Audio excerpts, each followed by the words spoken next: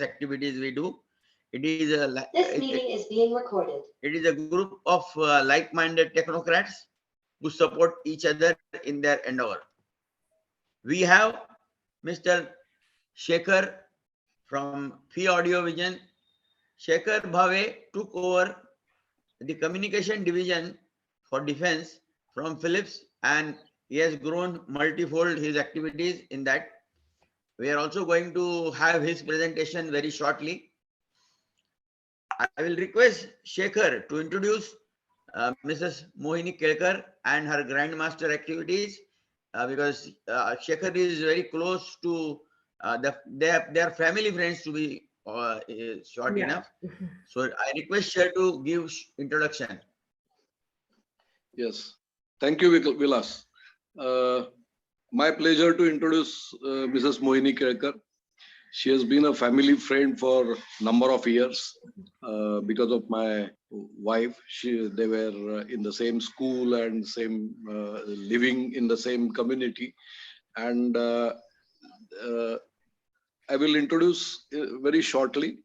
Recently, I had the opportunity of interviewing her for the 29th Entrepreneurs Day on 29th July last.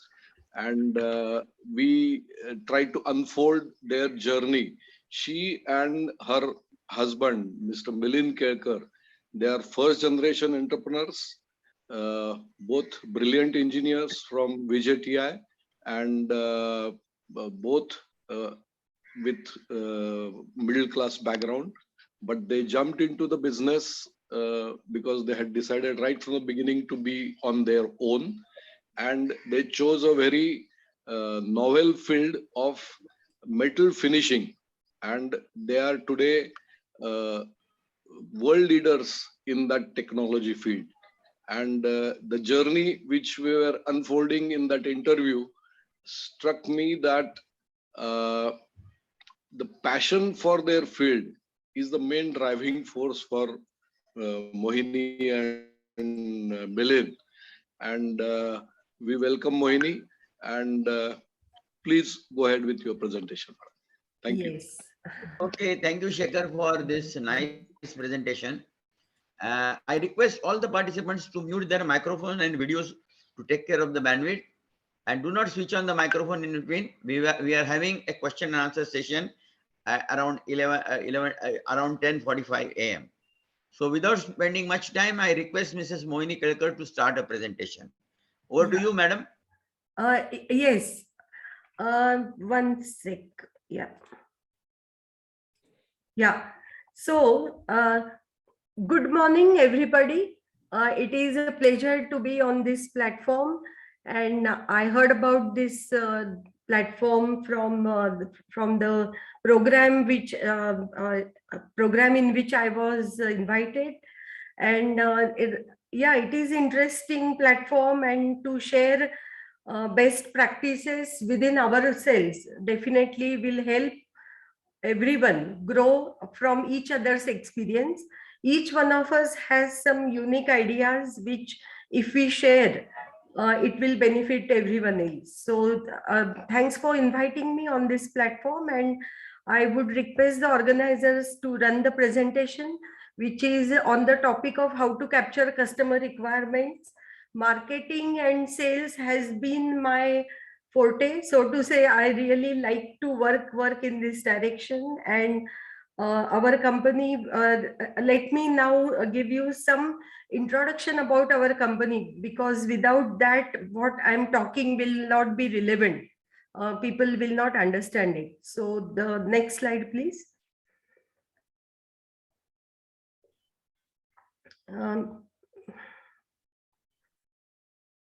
Yeah. Yes. Yeah. So, okay. So actually, I did not put many slides because Grindmaster has a history of over 35 years. Grindmaster was started in 1984 by myself and my husband, Mr. Kelkar, and with an idea of developing something which is not done before in India. That was our basic idea. So we started developing polishing machines, automatic polishing machines, Since there are no such machines were being made in India, they were all being imported, and import duty was 40% at that time. So definitely the customers were interested in somebody developing it, and that is why I think we got a chance to develop these machines and expand them to a great extent. Starting with a cookware polishing machine, Grindmaster now makes machines for micro finishing, which is really a very higher end finishing technology. The cookware polishing is, so to say, a aesthetic finishing requirement, whereas a requirement of crankshaft finishing is a kind of engineering finish, or we call it an engineered finish, which has a specific values specified on the drawing. And to achieve those finishes, definitely a different approach, a different kinds of machines are required. The kinds of machines Grindmaster makes is very complex and a very wide variety. Grindmaster spread its wings slowly since 2009. We started exporting to China in a very big way. We have office in China now, and with sales and service team, and we boast of exporting to China almost 50% of what we produce. So it was very challenging, because in China we did not compete with the Chinese companies, but we competed against the German and Japanese, against the technologies. And we sold our machines to auto OEMs in China for finishing crankshaft. So it was a highest end, so to say, operation in the crank line, the last operation in the crank line, which after which it is only the assembling of the crankshaft. So it was challenging. We are also having a kind of technology center. It is a demo center, not a manufacturing facility, but a demo center and a sales office in USA. And we have the operations in Europe through a small company called as SPMS, which we acquired. So we have 30 plus technology patents, 5 trademarks, and then we have verticals, which is robo finish, metal finish, nano finish. What the company name? Yeah, so it is, you can see below some statistics of how many machines we have in the field. So 2000 plus customers, the individual customers, and the number of machines must be about 15-20,000. Yeah, the core values why I want to say here is these are very important, and these when we sat together while doing the branding exercise, these things evolved. So we are passionate. In fact, we say that we eat, sleep, dream machines. So passion to take on challenges, like, big Herculean audacious goals, which is Bhag. We had set up Bhag goals for our team. Every year we do that exercise with the team, and innovation has been the base of all our activities. We always want to innovate, also because we are passionate about it, but it is kind of a need of the hour. If you keep on making the same products year after the year, slowly your company is bound to go down. So what we do is we also track how much turnover we did from the new products which we brought in that particular year, and consciously we have to sell more of those new products and less of the previous ones. And this also takes conscious effort sometimes, because the customer is habituated to your old machine, and he wants to have the same machine again. So you have to little bit convince and push the innovations. Yeah, the next one.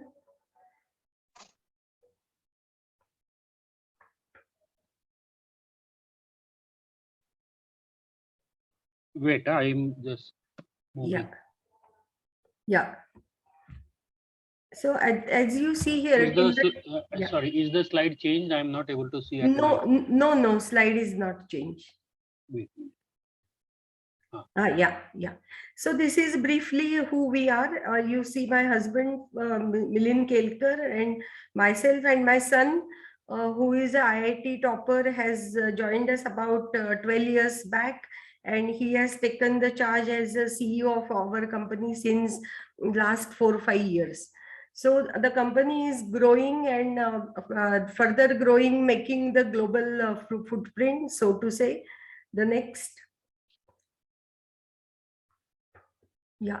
So briefly, you can see below some photographs. I have purposely given close-ups here so that you understand at least some of you who are into the engineering can understand the kind of polishing or finishing operations that we do on, say, crankshafts, or we do the gear deburring machines for all kinds of gears, or we do a large surface finishing machine for the big rollers.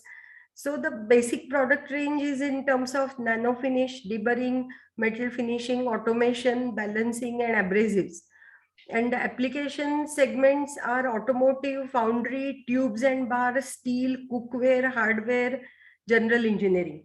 So when you see this application segment, one really gets surprised. I mean, to be very frank, I think we have too wide a basket of products. And that is, I think, our passion for innovation has led to this wide range. And so it is equally difficult to cater to these individual customer requirements in the fullest way. So as you can easily imagine, a company who is making a pots and pans, cookware, and a company making an automotive crankshaft, a company like General Motors, their way of working and their way of how the equipment should be, their idea of the equipment, apart from the basic process, the basic process could be the same. Say a crankshaft made by tier 2 supplier in India and a crankshaft made by General Motors in China or General Motors in Mexico is bound to be different. Though the process basics will be the same, when you build the machine, it is going to be much different. And that is why our company and we worked extensively on capturing the customer requirement. So the whole context is like this. If you see the tubes and bars, the machines are totally different in design. They have different peripherals, auxiliary systems, etc. So how to capture what is the right thing for the customer and then build it into the equipment. Many of these machines are customized, but they are kind of modular.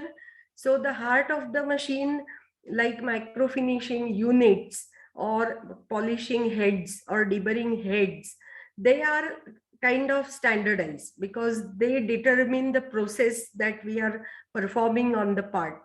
And then we have to engineer or design the machine in such a way that it fulfills the demands of the customer who wants to produce certain number of parts. He has a line which has a certain thinking, certain cycle time. Every production line has its own line time, cycle time. So you have to make the machine, configure the machine, make it multi-station if the cycle time is shorter, etc. So all this we call as a engineering, which we put in the machine when we offer the machine. The next.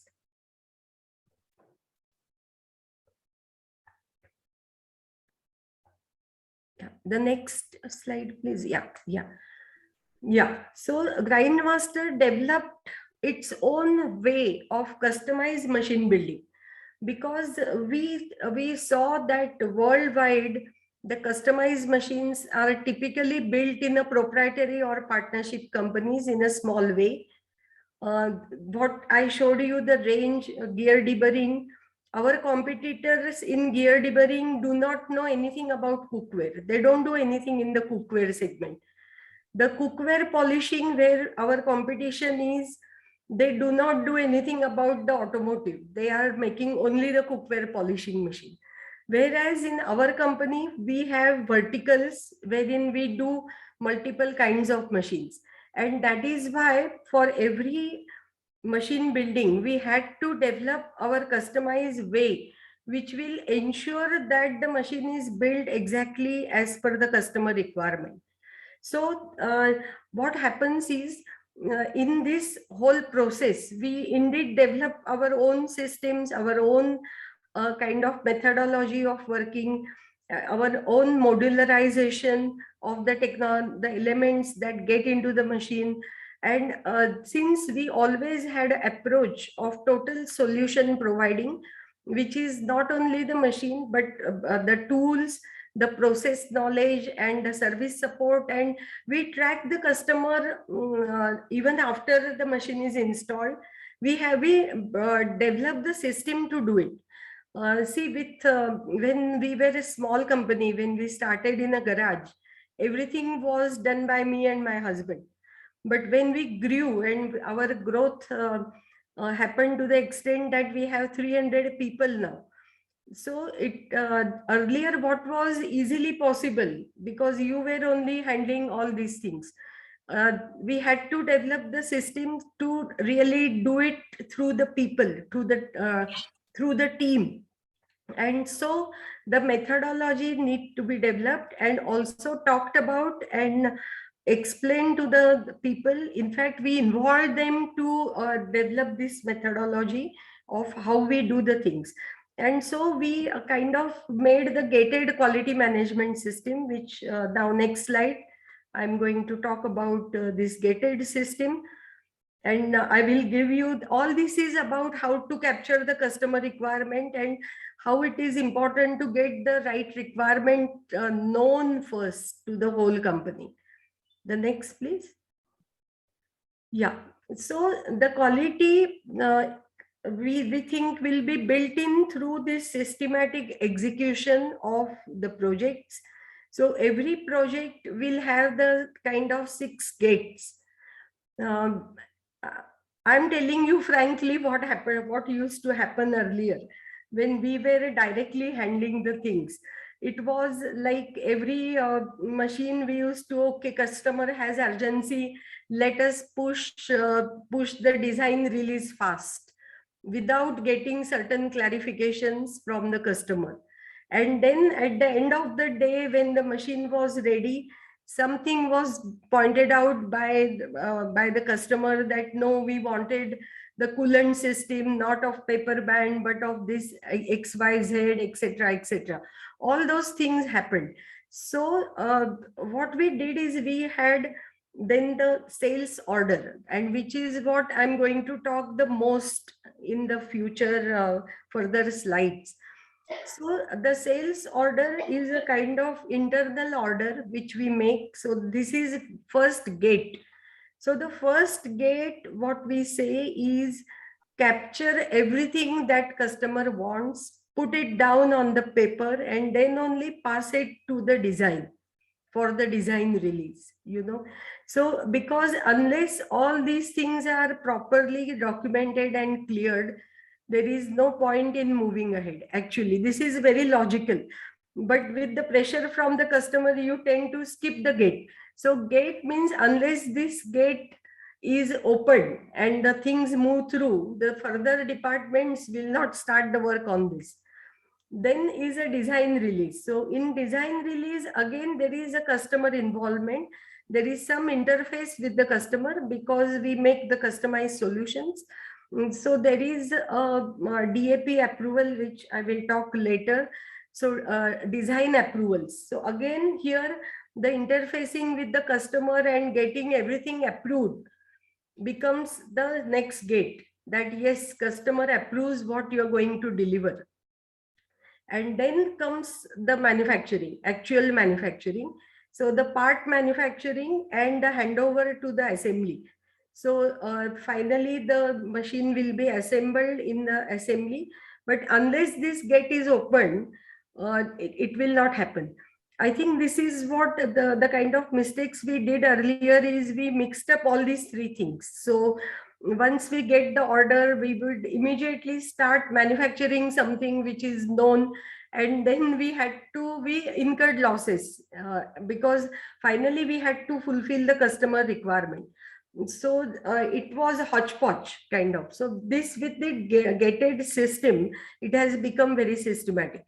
And after the machine is handed over or given to the customer, and there is an installation and commissioning, and in between this there is a continuous improvement, which is a kind of when customer visits us for inspection, we have the interaction, and some small points which are required by the customer are taken care of.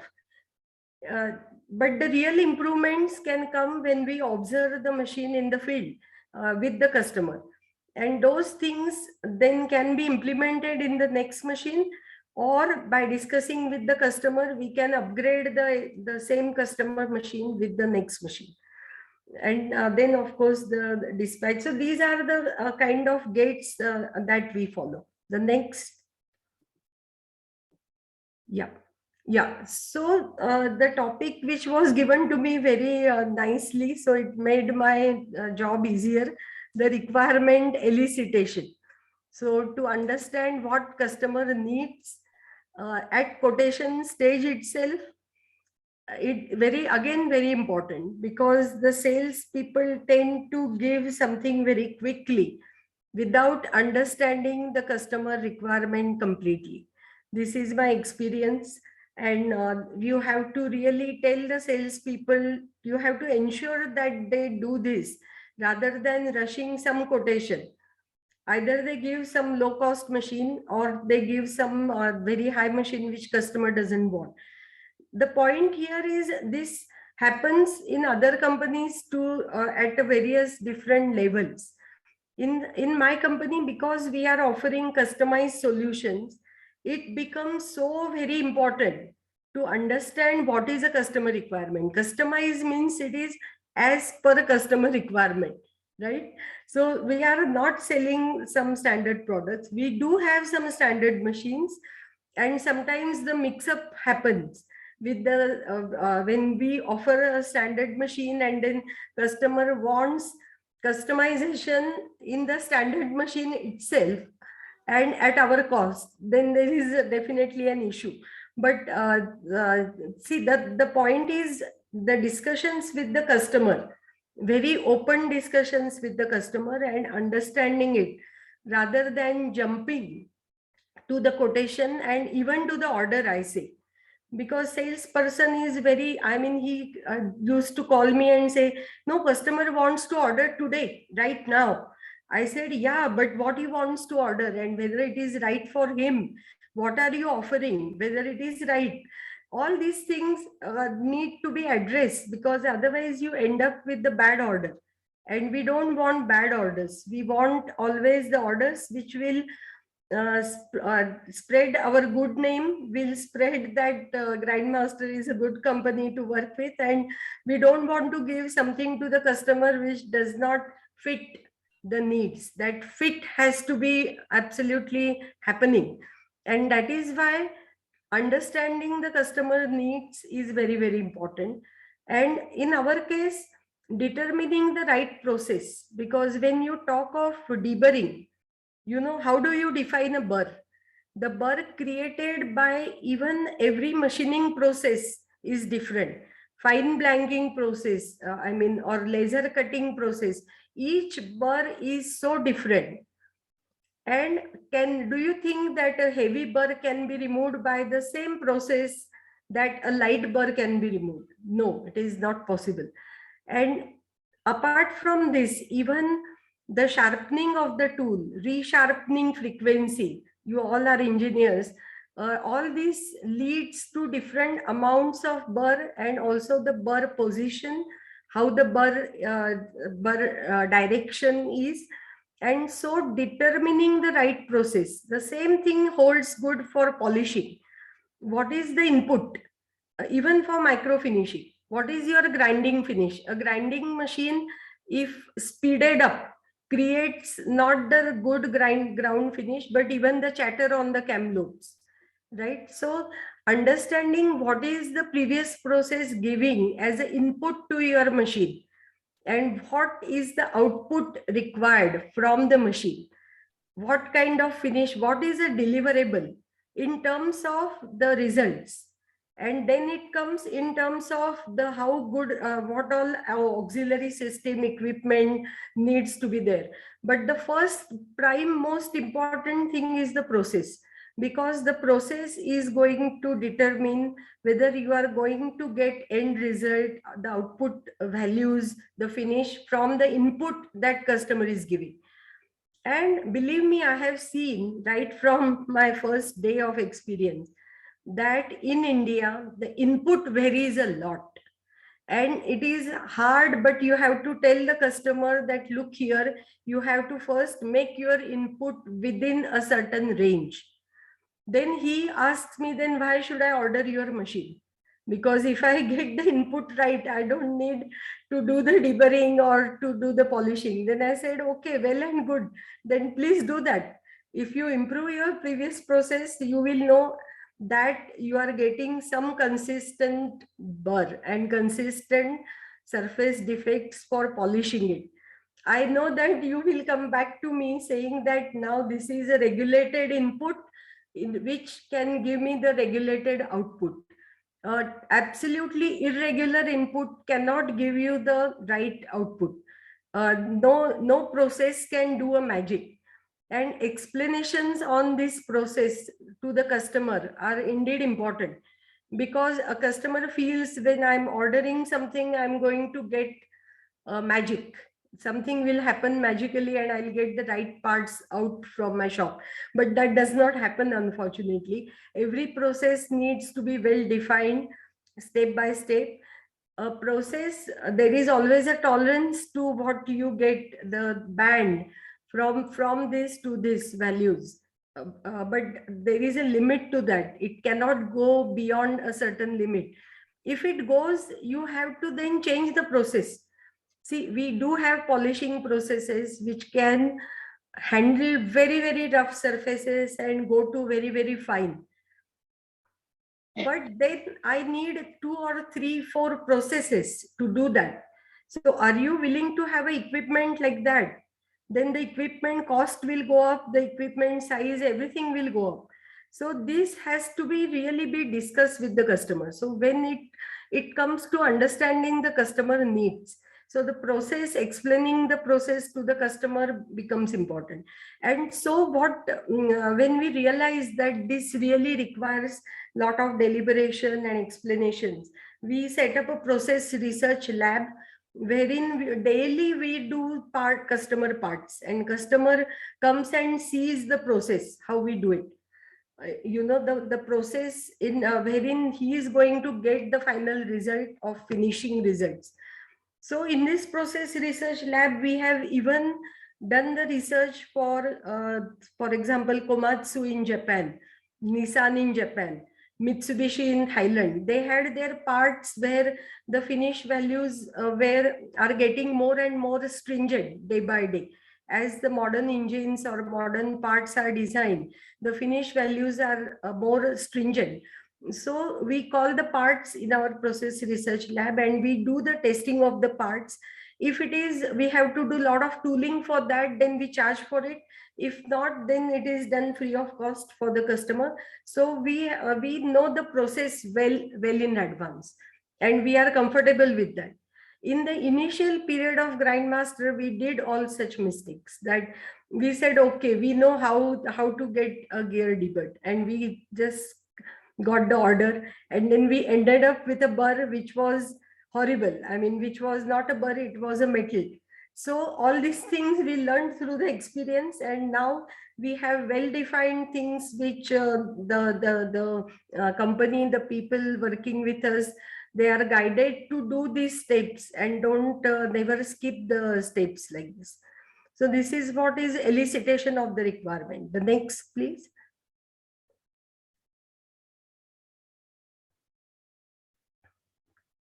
Yeah. So now comes the documentation. See, when you are working with international customers or the corporate customers, this automatically happens. We learned a lot through our Japanese customers. who, even for if they are going to visit us, they send an Excel chart of the activities that they are going to do from minute 1 to minute the last minute, that they are going to see this in your company, see this in your, everything is well documented and well known. So we realize that yes, this is really important. And many times the Indian companies do not give equal importance. Particularly, I have seen the engineers or those who are good technically, they feel that, okay, what documentation, why documentation is required? But believe me, it is required. And when you work in the long run, and when you want to refer something what happened earlier, the document is the best way to move forward. Not only that, for customer, when you are communicating with a customer like say General Motor or Renault, that company also has a hierarchy and the departments. So they always want the information, what process you have done in a certain properly documented way, which they can pass it on to their team. If you are going to give a machine, what exactly it will have, there has to be a proper documentation and some drawings attached to it. It doesn't mean that you have to give away the know-how. It is, you have to articulate the things what you are going to deliver. And so it is actually, even while capturing the customer needs, customer gives you some RFQ, but what they want is sometimes beyond the RFQ, and that you have to capture in and document it. So what we do here is we have the meeting with the customer. We insist that we meet their maintenance team and their other production people, because very often the project team gives you the equipment RFQ, and the maintenance and the team on the shop floor, they want something more or something different. And this is told after the machine lands up in the customer end, which is not good at all. So what we do is we try to capture it. There is a resistance from the customer, and I openly talk about this in the forums of say ACMA forum, that's automotive component manufacturer, that we clearly see a difference between the Indian companies and Chinese companies when it comes to buying of the equipment. So buying of the equipment also is a detailed topic, like what all customer wants needs to be really captured in that. So meeting with all the stakeholders within the customer factory is important, and that is resisted. It doesn't happen very easily, because customer project person doesn't want to involve everyone and do it forward. Now Indian companies are evolving, but in China, when we go for any project discussion, they give one full day for it. And the teams, all the stakeholders, the electrical maintenance, the mechanical maintenance, the shop floor production guy, and their project, everyone is there in the meeting, not attending the calls, but looking at what you are talking and what you are going to deliver. That means focusedly working on the project and understanding what is required by the project, required for the project. This is very important. And unless we talk about it and at least say that no, we want these people to be there, and in spite of that, if you don't get the people, then you have the right to say that in spite of our insistence you didn't do it. And now if you are asking, your maintenance guy is asking something, we cannot give it free of cost. It will have to be at cost. So slowly these things will get into our system, and our companies have indeed evolved. Our automotive companies at least have evolved a long way from say 1990, where we started working with automotive, and now 20 years I have seen sea change in all these companies. So all this documentation is happening pretty well. And so there is also the kickoff meeting. So kickoff meeting is our internal meeting within our company. So when a project is awarded, most of the discussions happen with our product management teams, that is PMT team and the salesperson. Now it needs to be translated to the design team and the execution team, and also the service people we involve. Because when this happens, a service person may have some recent experience with some customer somewhere, and say that no, this particular coolant system, this particular part gives us a problem, this sensor is not the right one. And then we look at other options in spite of deciding everything. If we know that one particular type of part gives some problem, then definitely we try to change it at this stage, but not after the wrong part is bought. So that is why this kickoff meeting is also taken very seriously, to discuss the project, how and what exactly we are going to give, and if there can be any issues in that. So the next. Yeah. So it is important finally that making sure that everyone is on the same page. All stakeholders from the customer side and all the stakeholders from your company. When you have 300 people building a machine, and one particular project is handled by at least a team of 20-25 people. So they need to be on the same page. They need to understand what has been agreed with the customer, because otherwise they will end up giving something wrong, doing something wrong.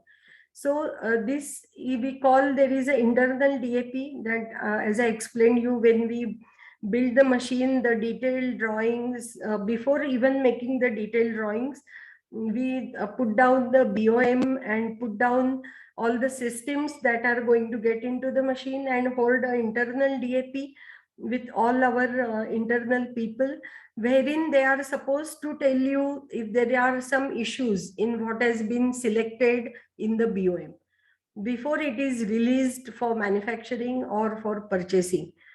And then we do the DAP with the customer. So DAP with the customer is explaining in details what they will get from this project, including the positions of the control panel, coolant system. Every machine, apart from the heart of the machine, there are a lot of other things. So those other things, what kind of guarding will be there, how the guards will open, whether it is pneumatic or by servo or by hand operated motions, all the things, what is a maintenance access, where are the maintenance doors, how to change the consumables, how to change the tools, whether it requires further simplification. When you are loading the part, you are loading it onto something, so whether that is good. And all of you know Pokayoke, etc., etc. There are n number of things besides the basic process in the machine, which need to be put together on the DAP. It is still not all the drawings completed and all the BOMs completed, but the major things will be shown. And see, even the control panel position or the direction of the part flow in the machine is very important. We have done such changes at a very last stage, even at a customer stage sometimes, which is really horrible. That customer, we made the machine right to left and customer wanted it left to right, and then lot of things change and end up in lot of mess actually. Yeah, DAP means drawing approval prints. Yeah, somebody is asking here, I'm sorry for not explaining it. DAP is drawing print for approval, which means that what you are going to deliver, you are clarifying it to the customer in advance, right? And so in that, all these points need to be focusedly looked into. And the difference I mentioned, that how it is different with the Chinese customers, auto customers, and in our customers, is this, that at the DAP stage, when our persons go from here to China all the way, they assemble all the people, all the right people, and they focusedly see what we are going to give them. And at that point in time, they say, no, this control panel, we don't want behind the machine, but on the side, because it depends on their line actually. And so You have to discuss all these things. Changing this afterwards is a very painful task.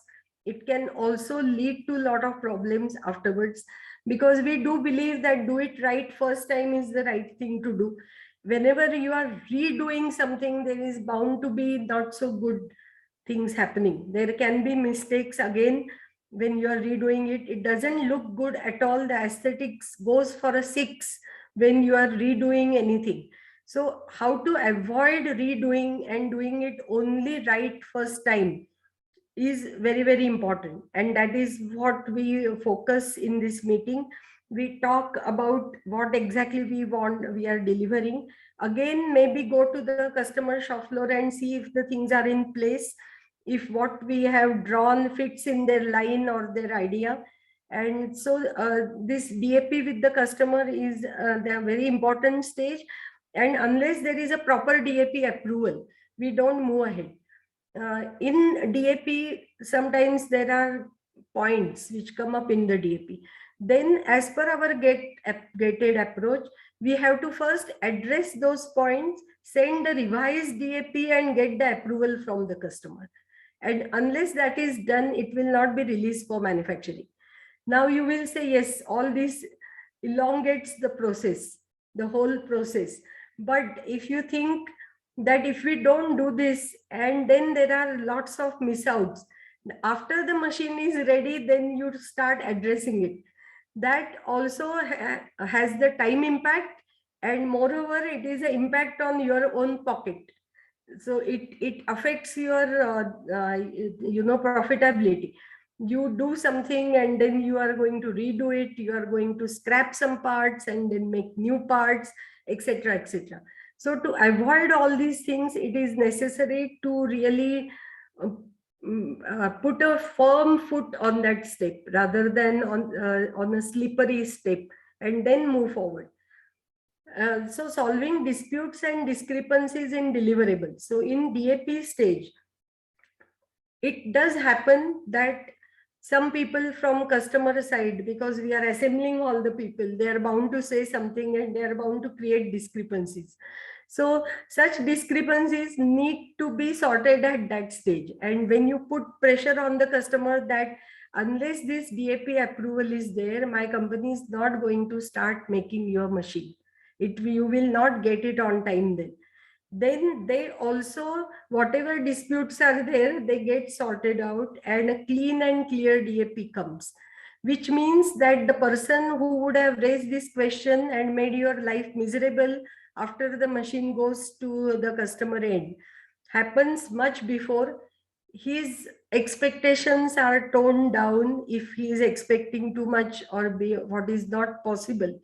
All this happens. And at the same time, if he is giving a very good suggestion which doesn't have a big cost impact because the project is all final now, so you cannot expect something which will have a very big cost impact on the project. If there is no big cost impact, then and the suggestion is good, we welcome and we implement it, not only in this project but also in other projects. So I think it is a kind of win-win situation to address the disputes and discrepancies well before, rather than after the machines are ready and delivered. Yeah, the next. Yeah, so in short, this can be our quality policy. It was coined as a quality policy, but now I'm calling it as an execution strategy, because see, 100 minus 1 is equal to 0.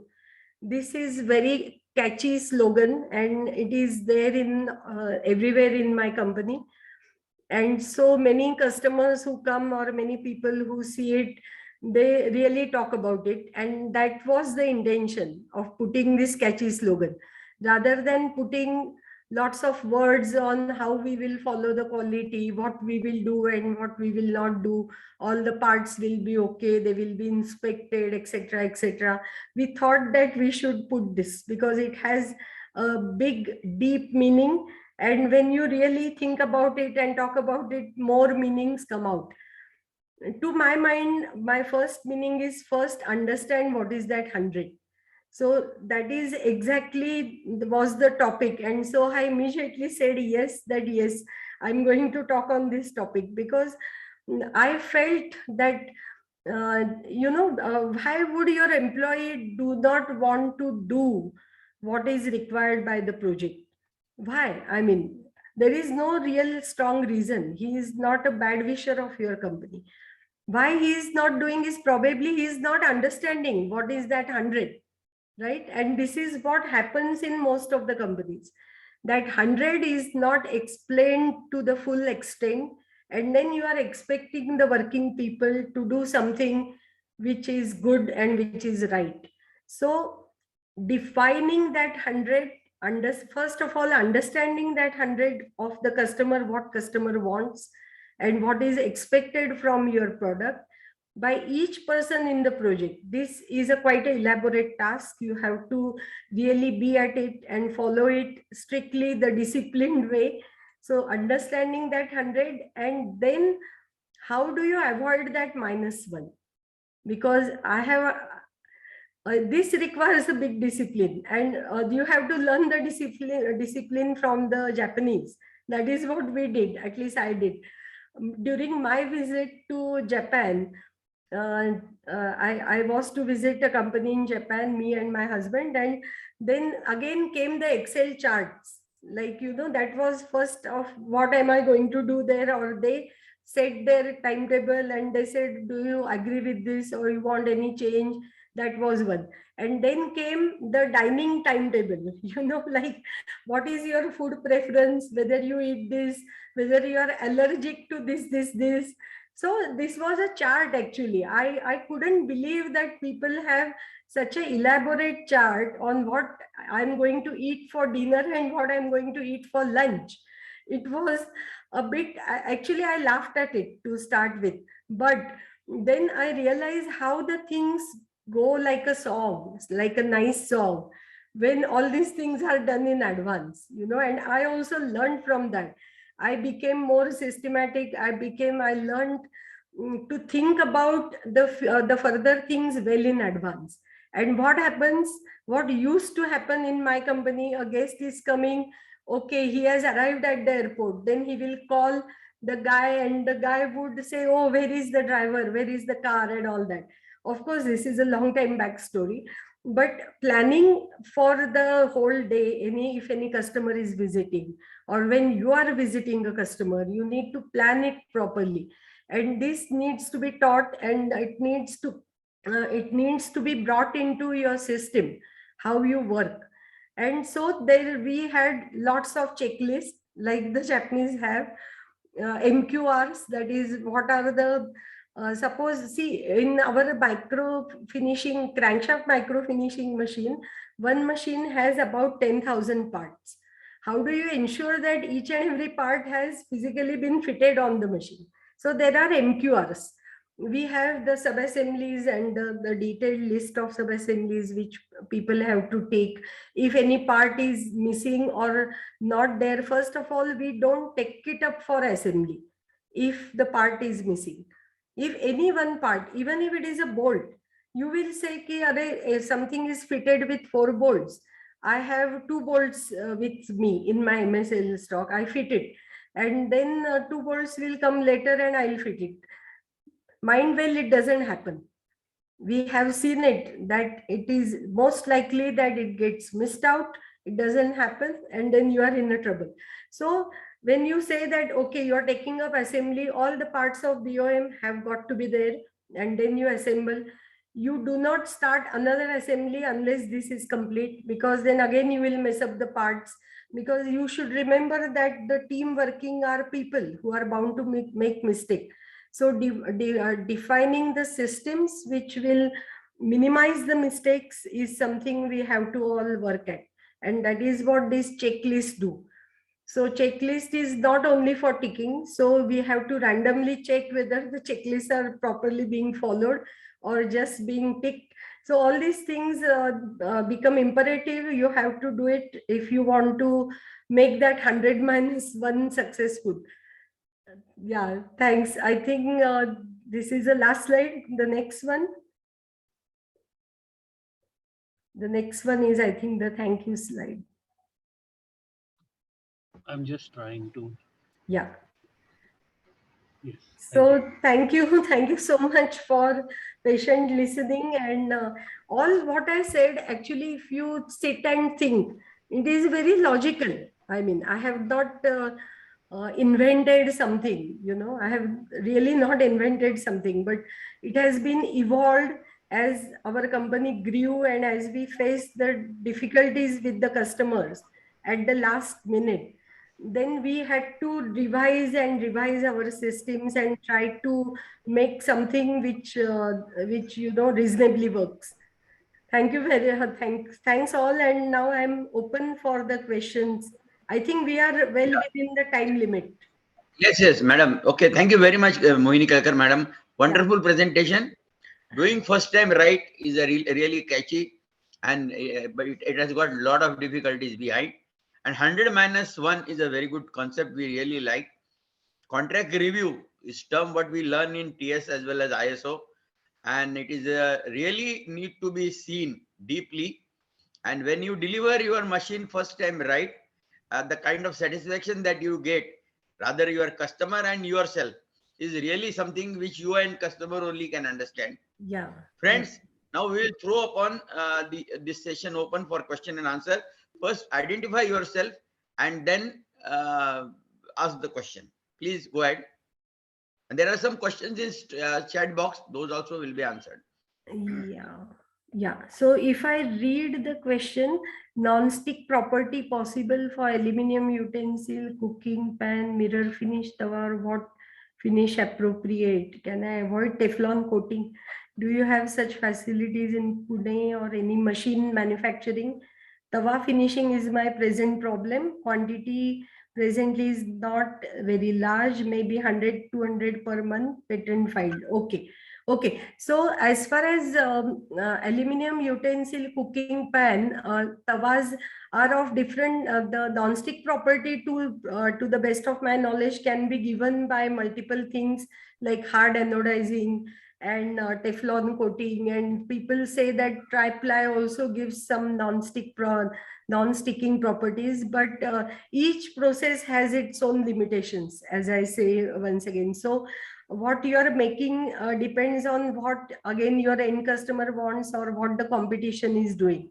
We do have a salesperson in Pune, and we can do the all kinds of finishing for tawa. It depends on aluminum material tawa. If there is a coating, before coating you have to first make the surface rough so that the coating adheres to the surface very well. The quantity 100 and 200 doesn't justify the automation. So what I would suggest is, till the time it becomes, say, at least 300-400, there is no point in going for an automatic machine. But I wish that you go to that level soon, and definitely automatic machine will be possible at that time. Can I talk? Yeah. No, I'm not thinking of going for automatic machine. But if such facilities available, I wish to try various surfaces because I also wish to try even sand finish also. But presently I am trying mirror finish.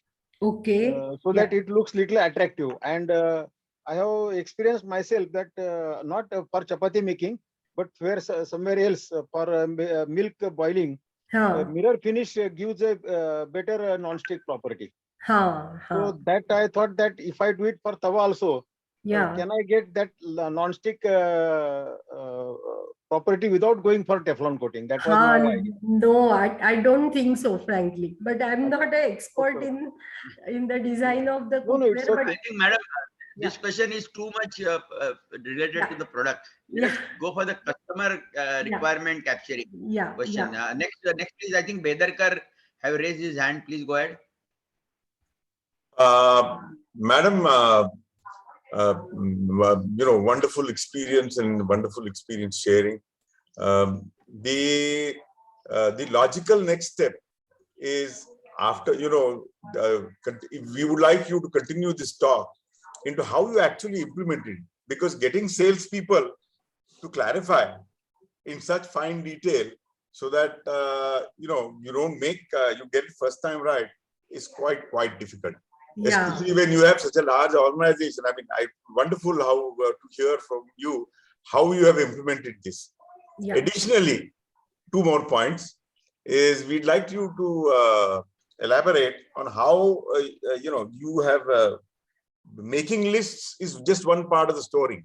Yeah. But I think you also clarified very much that the implementation of the list and getting people to read this is really a Herculean task. Because even though papers are there, people generally tend to use the piece of paper just as a piece of paper, which is more decorative rather than utilizable. Yeah. So it would be wonderful if you could sort of elaborate on this in another session. And thank you so very much for the presentation. We'd love to come and see you at your factory also, if you would permit. Yeah. Thank you. Sure. Sure. So Thank you, Mr. Bedarkar. By the way, Mr. Bedarkar is the chairman of Electronics Committee, Maratha Chamber of Commerce and Industries, Pune. okay. Yeah. Okay. Yeah. So next Right. question, please. I beg your pardon, Vilas, you said something? No, I talked about you. You are current chairman of Electronics Subcommittee, Maratha Chamber of Commerce. So Where is madam. Hello. Yeah. Those who are asking question, please switch on your video. Yeah. No, that's bandwidth is the problem. So I'll say bye, and we'll look forward to your next presentation. Thank you. Definitely. We can organize her presentation at chamber. Okay, whenever she is in Pune, of course. Yeah, Next we'll do question, that. please. Yeah. Next question, please. Good morning, madam. Santosh here. Yeah. Good morning. I listen your all presentation carefully, and this is an interesting topic for me. I am sales head at Untitled Chapter. Given opportunity to come over here. Yeah. Please my show voice your audible? face. Audible. Please switch on your video. One second. So that we can see you all. Hello. Yes. Yes. Yeah, word. Yes. Yeah. So my Please raise question your is. question. My question is when you are implementing so much documentation and so much interaction with customers, and we are same page with customers, how the additional cost we are considering all this process means for this final cost about putting the product with all process code cost. Yeah. This is my question. Yeah. Yeah. See, to be very frank, the additional documentation is not really the additional work. And this is what mistake many people feel that, even while implementing ISO in the initial phase, our people used to feel that, do we need a separate person for doing this? So the answer is no. Actually, the same team with the same time can do this. But they will project that this is additional work, making a report. And then when you do it yourself and show it to them, you can see it is not an additional work. In fact, it simplifies the work. And it avoids the problems that will come up later. Got it. Yeah, if you want to happen the project like a song, with everybody being happy and not stressed. Yes. Yeah.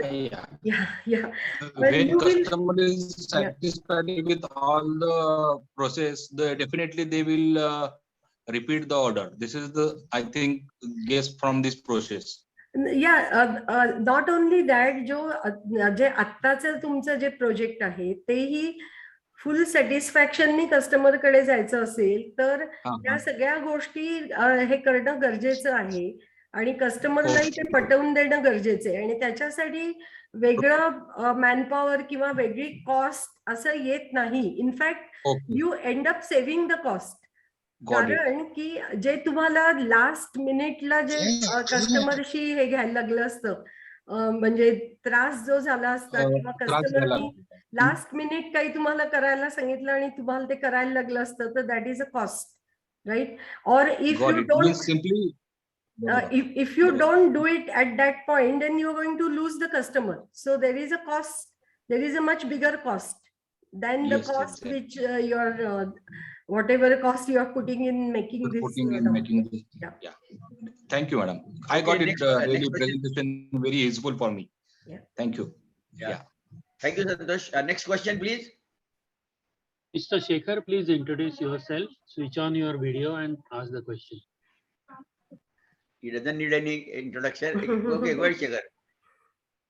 Please switch on your mic, Shekhar. I'm Shekhar Bhave. My question to Mohini was, did you undertake any special training for your sales force for capturing these customer requirements in quite detail and then documenting it for the factory? Yeah. Yeah. So, see, some amount of training is required for everyone in the company, including the managing directors. That is me. So, I have also undergone various courses, and so has our team undergone. The impact is intangible, but definitely you cannot have it one-to-one kind of a relation. But training to be more disciplined, training to fulfill the customer needs. See, even if you say that whatever customer is a king or customer focus, bringing customer focus to the entire company, the training can be tailored in various ways like this. But finally, what you have to do is put your foot down and make the checklist and ensure that the checklist is obtained in the real way. There is this is a little hard work, but there is no other way to it. Sometimes you have to play that role in between and ensure that the salesperson understands. And then if he says that, okay, that customer is not giving me this information, then what I used to do, I used to pick up the phone and call the customer and get the information. Then the salesperson is falling flat. I mean, then I say that if customer is giving me that information, why is he not giving you? That is something wrong with you and you have to improve it. So there is no option to the hard work. Finally, if you want to see the things through from the top level, you have to lead. And there is definitely then you have to also you have to be formatted. You have to be formatted at the cost of the delayed project, because then the team tries to tell you कि अरे वो ये नहीं हुआ, फिर design नहीं release हुआ, फिर वो प्रोजेक्ट डिले हो गया, पेनल्टी आ गया, ये हुआ वो हुआ. But then let that happen once, and then you take the team together and say, okay, why this did not happen, why design release did not happen, because your this thing was not properly in place, your all the customer details were not there, you had not given it, and that is why all these things are. Somewhere you have to put your foot down to put that discipline within the company. Unfortunately, we are not like Japanese. I'm told that they're from childhood in the school they are trained to follow certain things. And follow means follow, not follow when you wish, and don't follow when you don't want. So unfortunately, our community, our society has not brought up, our education has not brought up that discipline, which we have to work harder to get that to our teams and our people. Yeah, thanks. For the next question, please. I think most of the people have asked their questions. I must thank Mrs. Mohini Kelkar for this wonderful presentation today, because it is a need of the hour. India is poised for export of their equipments, machinery, instruments, and whatnot. And in that case, you already aware there are two clusters formed, one in Aurangabad, one in Pune, brownfield cluster, and state-of-the-art facility is created for electronic industry in both the cities. Other Narayan Bedarkar is chairman for one of the activity, and I am the creator of both the clusters in Aurangabad as well as Pune. Oh, and wow. these clusters are now ready. Pune has been already inaugurated, and Aurangabad, they may announce inauguration any day. And we need such clusters, need such training. We should need not learn from the mistakes, because sometimes mistakes are very, very expensive. And really capturing the customer requirement first time right. Spend more time, more team members in the discussions, but capture it right, then you will be first time right. So thanks a lot for this wonderful presentation today. We really appreciate your efforts and experience, and definitely it is going to use very useful for the young entrepreneurs.